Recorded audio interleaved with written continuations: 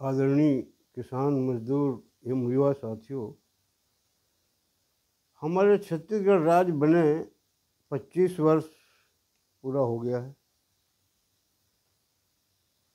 विकास के नाम पर गांव से लेकर शहर तक करोड़ों रुपए खर्च किया जा चुका है और आगे भी करोड़ों रुपए खर्च करने के लिए विभिन्न योजनाओं के माध्यम से रूपरेखा तैयार कराई गई है।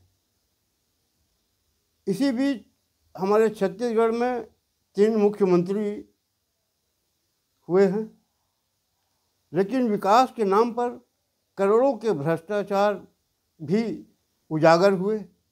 अधिकांश दफना दिए गए, कुछ की जांच की जा रही है। बड़े भ्रष्टाचारी अभी तक कुछ पकड़े गए हैं, अधिकांश पर कृपा दृष्टि बनाई गई है, ऐसा लगता है। हमारे प्रदेश के चतुर चालाक राजनीतिक नेताओं ने सार्वजनिक तौर पर छत्तीसगढ़ की जनता को खुश करने के लिए एक नारा दिया, छत्तीसगढ़िया सबसे बढ़िया का लुभावना नारा दे करके आम जनता पर जो अन्याय, अत्याचार और भ्रष्टाचार किया, ये पीड़ित लोग ही जानते हैं कि उनके ऊपर कैसे कैसे आफत ये 25 साल के दौरान आया है। और ये 2 साल में तो और अधिक हो गया। ये 2 साल अभी और जो चला है, अभी जो राम भक्तों की सरकार आई है, खुल करके मंदिर बनने के बाद, मंदिर दर्शन करके आज भी चुके हैं, उसके बाद जो अत्याचार हुआ छत्तीसगढ़ में, ये लोगों के दिलों में काले अक्षरों से लिखा गया है, दिल में। और नहीं तो मैं एक उदाहरण बता चुका हूँ पिछले भी और आज भी बता रहा हूँ। नवागढ़ विधानसभा के पूरा गांव में चले जाइए, अंतिम छोर के व्यक्ति जिनको प्रधानमंत्री आवास मिला था, वो बेघरबार हैं। आज तक साल भर हो गए उनके मकान को तोड़ करके 10 किलोमीटर में नांदघाट में जो कॉलेज चल रहा है, उस भवन को यहाँ बनवाने के लिए उन गरीबों को घर उजाड़ दिया गया है। मगर उन गरीबों को आज तक कोई सहारा जिला प्रशासन ने नहीं दिया और न उस गांव के मंत्री ने दिया। अब इससे बड़ा अत्याचार और क्या गिनाऊं, वैसे है बहुत।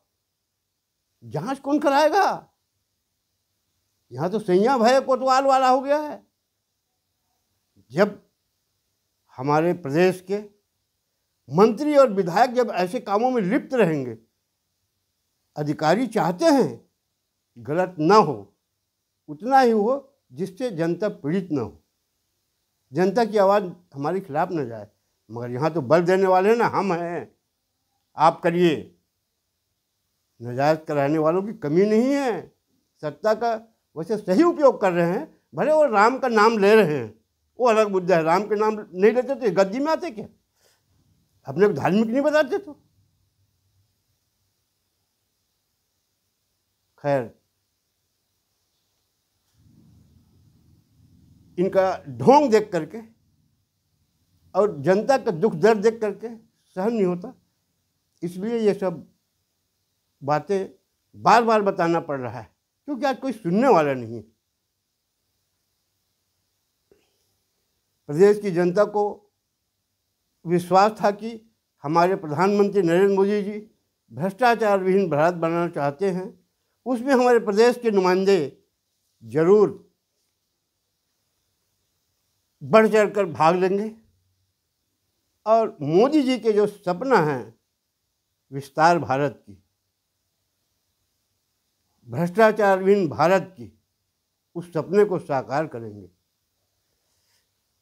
लेकिन 11 साल के प्रधानमंत्री कार्यकाल में उनके छत्तीसगढ़ में न तो संगठन में कोई ऐसा नेता मिला, न सत्ता में मिला। कहते जरूर है कि मोदी जी के साथ हैं, मोदी जी के परिवार हैं, मगर किसी ने मोदी जी की आवाज़ में आवाज़ नहीं मिलाया कि मैं छत्तीसगढ़ को भ्रष्टाचार विहीन बना के रहूँगा और मोदी जी के हर सपने को साकार करूँगा। क्यों?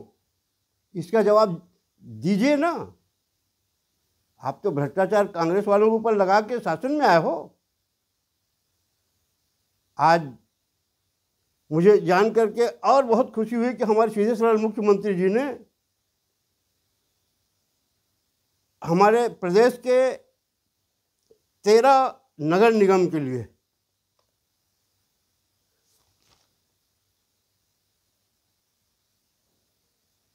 429 करोड़ 45 लाख करोड़ रुपए, 429 करोड़ 45 लाख रुपए विभिन्न विकास कार्य के लिए नगर निगमों को आवंटित किया है। ये विकास, इसके पहले विकास के लिए, ग्रामीण विकास के लिए विधायकों के सुझाव में हमारे मुख्यमंत्री जी ने विधायकों की अनुशंसा पर करोड़ रुपए सैंक्शन किए हैं। मगर मुख्यमंत्री जी, ये विकास कार्य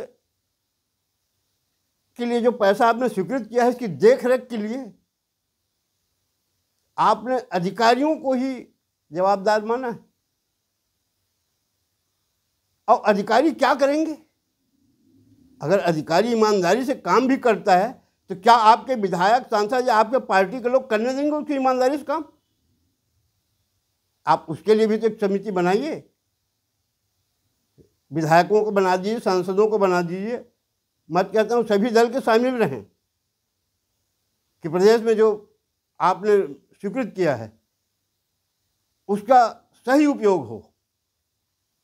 ये परसेंट वाली प्रथा खत्म करिए, क्योंकि विकास नहीं हो पा रहा, काम आधा अधूरा है। ये तो आप देखिए छत्तीसगढ़ राज्य बनने के बाद अब यह शायद समारोह मनाने वाले हैं ना अब दिसंबर में 22 तारीख से, बहुत बड़ा कि आपके 2 साल के कार्यकाल का आप छत्तीसगढ़ का जनता को पूरा हिसाब दीजिए कि 25 साल में केंद्र से और राज्य से विकास के लिए कितने पैसा खर्चा किए गए। बताइए आप किस किस मद में, ये हिसाब दीजिए आप, तो पता चलेगा कि हमारे इतना करोड़ आ गया और कहीं कुछ दिख नहीं रहा है। मेरा निवेदन है, जैसे अभी धान खरीदी के लिए आप चारों तरफ चौबंद किए हैं ना, अच्छा करना चाहिए, बाहर से गलत धान नहीं आना चाहिए, अंदर से भी नहीं आना चाहिए। लेकिन ये जो करोड़ों रुपया वाला न्यारा कर रहे हैं विकास के नाम पे, इसके लिए कौन जांच अधिकारी नियुक्त करेगा? आपको मालूम है, बहुत दुख की बात है, मेरे मुंगेली जिले के ग्रामीण विकास के जो जिला पंचायत के प्रभारी अधिकारी प्रभाकर पांडे के कारण एक उप अभियंता जो महिला है उसको जहर खाना पड़ गया। आज ईमानदार कर्मचारियों का कहीं कोई कीमत नहीं है, उस पर कोई कार्रवाई नहीं, उसको दबाया जा रहा है। इसके पहले मैंने पथरिया के बारे में बताया है कि हमारे यहाँ जो सीओ साहब हैं वीडियो जारी किया था, और वैसे 27 तारीख को आपके यहाँ वो जो सुरक्षा कर्मियों के बीच में डब्बा रखवाया ना आम जनता के लिए, उसमें मैं दे के आया हूँ, पावती मंगा हूँ, नहीं दिया है ना आपका। वैसे अगर आपको नहीं मिला होगा तो मैं कल 3 तारीख को इंस्टाग्राम में, फेसबुक में वायरल कर रहा हूँ कि हमारे सीओ साहब ने मुख्य लेखापाल को बगैर कारण के हटा करके एक अपात्र व्यक्ति को 11 विभागों को चार्ज दिया है। क्या नियत है? और हम तो सौभाग्यशाली हैं, हमारे जिले में देश के लोरमी तहसील से प्रदेश के उप मुख्यमंत्री जी हैं, जिसको कोई मतलब नहीं है कहाँ कोई भ्रष्टाचार हो रहा है, कहाँ कैसा हो रहा है। ये अधिकारी किसके सह पे इतना भ्रष्टाचार कर रहे हैं कि आज एक महिला सशक्तिकरण की बात करते हो आप, उसको जहर पीना पड़ गया? क्या कारण है? इसके पहले और कई ठो केस हैं, बहुत सुनियोजित ढंग से चलाया जा रहा है मुंगेली जिले में। वैसे बहुत सभी जगह खबर आ रहा है कि बहुत अच्छा, मतलब वो क्या कहते हैं, केडर बेस्ड पार्टी बना दिया गया है जिला प्रशासन को, जो हम आदेश देते हैं वही होगा। न्याय नहीं करोगे आप किसी के साथ। खैर, आपका सत्ता है, करा लीजिए, मगर हिसाब अभी 2 साल का गलत मत देना। जनता बहुत परेशान है, इसका सुनने वाला कोई नहीं है, शिकायत सुनने वाला कोई नहीं है। मुख्यमंत्री जी, मैं तो ये मेरी एक इच्छा हो रही है कि जो आप इस रजत जयंती मनाया ना 25 साल, तो खैर आप करें चाहे ना करें, मैं अपने पथरिया तहसील में करना चाहता हूँ और आपका सहयोग चाहता हूँ।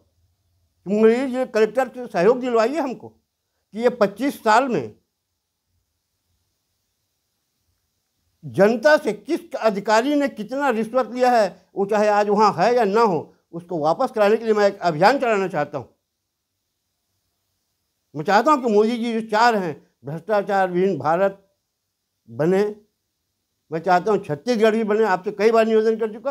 अगर आप नहीं बनाना चाहते छत्तीसगढ़ को, तो मेरे पथरिया तहसील को बनाने के लिए सहयोग, अगर इच्छा हो तब देना, विधायकों से पूछ लेना। अगर उनका इच्छा ना हो तो आप मत देना, और मैं तो ये अभियान चलाऊंगा। अगर मेरे आवाज़ दबाने की कोशिश करेंगे, आप जानिए, आपका काम जाने। हम तो मरने के लिए पैदा हुए हैं, अन्याय अत्याचार के विरोध के लिए पैदा हुए हैं। तो मैं चाहूँगा ये जो ग्रामीण विकास के नाम से अन्याय हो रहा है, आप मेरे पथरिया तहसील में अभी 5 साल में, जो पिछले 5 साल 10 साल का देख लीजिए, वो नाली निर्माण का पैसा कौन कौन खाया है। आपके अगल बगल घूमते हैं, वो पूरे पैसे सब खा गए हैं आपके। फोटो खिंचवा के आते हैं, बड़ा खुश होते हैं, लोगों को दिखाते हैं, एटीएम का उपयोग करते हैं उसका। आपको एटीएम, मैं पहले बता चुका हूँ कि एटीएम का उपयोग हो रहा है आपका, साथ फोटो खिंचवा करके। खैर, अंत में मैं अपने छत्तीसगढ़ के उप मुख्यमंत्री अरुण साहू जी से निवेदन करता हूँ कि साहू जी, कुछ दिन पहले सोशल मीडिया में मैंने देखा आपके ऊपर आरोप लगाया गया कि 58 लाख रुपए अपने रिश्तेदार के तेरही में लगा दिया गया। देख के बड़ा मेरे को दुख हुआ कि साहू जी ऐसे आदमी नहीं हैं, ऐसा कैसे झूठा आरोप लगा दिया। उसके बाद आपका कुछ खंडन भी आया, अधिकारी ने भी खंडन दिया, हमें मान गए। मगर असली खंडन तो मैं उसको मानूंगा साहू जी, जिसने सोशल मीडिया में आपको बदनाम करने के लिए ये जो डाला है, उसकी जांच कराइए और उसको सजा दिलवाइए। अगर मैंने भी कभी आपके खिलाफ बोला है, और उसकी भी जांच कराइए, और गलत हो तो मेरे खिलाफ भी कार्रवाई कराइए। मगर सोशल मीडिया में जो झूठे आरोप किसी के ऊपर लगा कर बदनाम किया जा रहा है, ये उचित नहीं है। तो मैं उम्मीद करता हूँ कि उप मुख्यमंत्री जी उसकी जाँच करवाइए, तब हम स्पष्टीकरण मानेंगे और मानेंगे कि हमारे उप मुख्यमंत्री जी ने कोई गलती नहीं किया है। अगर उसके ऊपर झूठा आरोप है, जैसे आप खंडन करके बताए हो, अधिकारी बता रहा है, तो उसके खिलाफ जांच करवा के कार्रवाई कराइए। इतना करके अपने वाणी विराम देता हूँ। धन्यवाद। जय हिंद।